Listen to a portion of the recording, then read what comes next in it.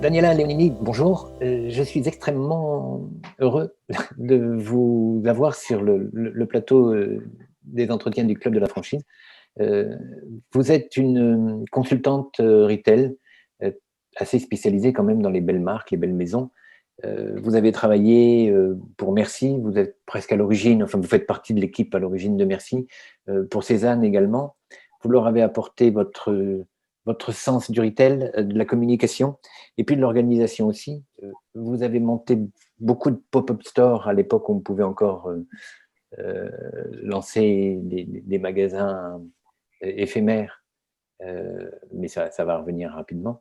Alors, peut-être dans un premier temps, expliquez-nous un petit peu votre métier de consultante, les marques ou en tout cas les secteurs d'activité pour lesquels vous travaillez, et puis après vous nous donnerez vos recettes pour qu'on arrive à Bonjour refaire Yves. marcher nos magasins.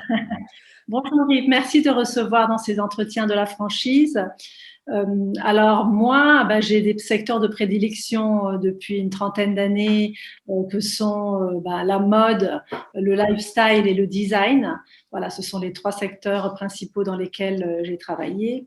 Et maintenant, depuis que je suis consultante, j'aide mes clients à imaginer finalement le commerce d'une manière différente, soit améliorer voilà, le point de vente et les vendeurs voilà, pour arriver à l'excellence que la marque souhaite obtenir, soit je travaille avec un lieu dans Paris qui organise voilà, on n'aime pas nous le mot pop-up store, mais on va dire des expériences éphémères retail assez innovants qui s'appellent le Relais Curieux.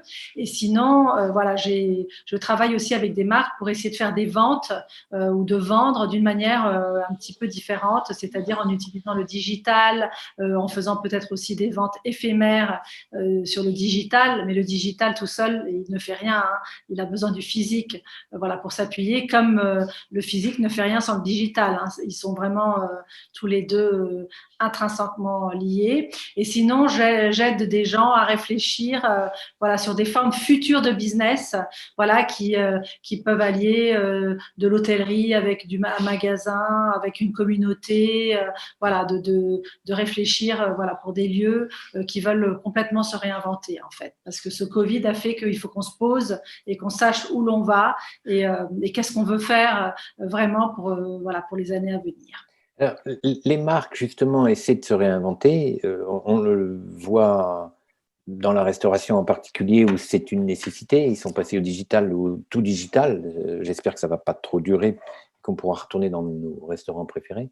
Est-ce que c'est dans le monde du prêt-à-porter aussi? Je pense que cet univers a beaucoup souffert.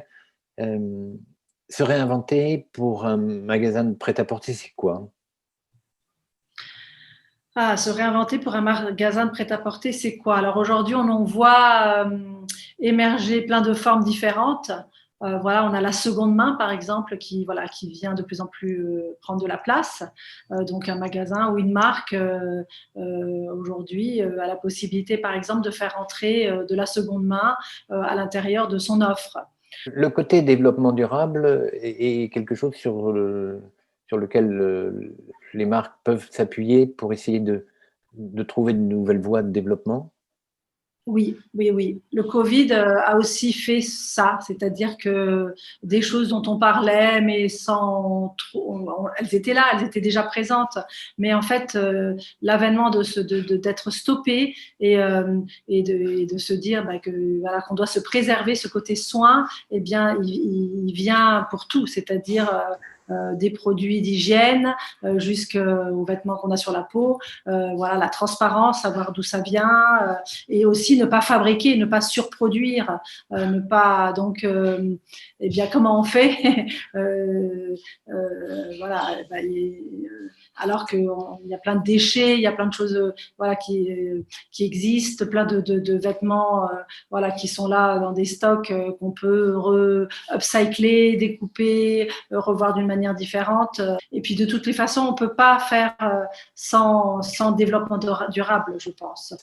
Un magasin existant, une marque existante, est-ce que elle doit aussi non pas se réinventer totalement, mais adapter son offre en fonction des nouvelles envies, des nouveaux souhaits du consommateur, développement durable, recyclage, peut-être aussi consommation d'énergie dans les transports, dans l'origine du produit.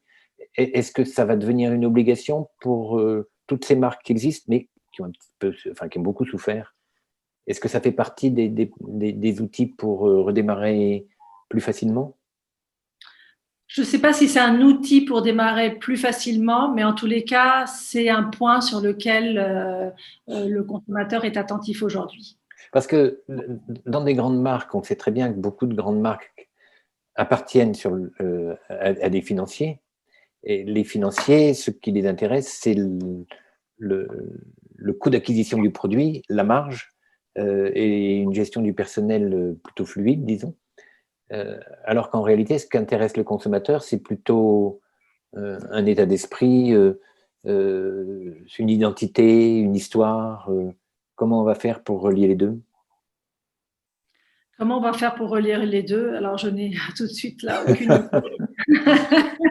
Mais je pense que ça fait aussi partie des questions. Ben, c'est peut-être dans l'expérience qu'on vit dans les magasins.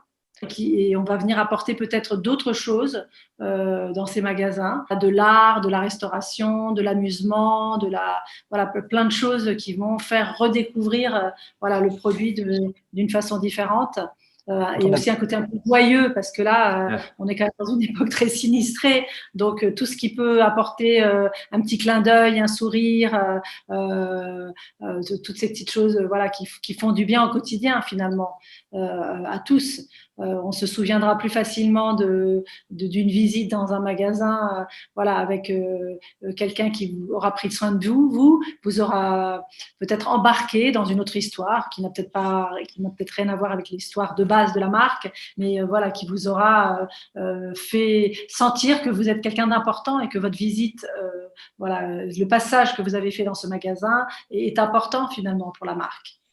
En réalité, et c'est peut-être une conclusion, on n'a pas d'outil miracle, mais le meilleur outil, c'est quand même la compréhension du client et de la recherche du client.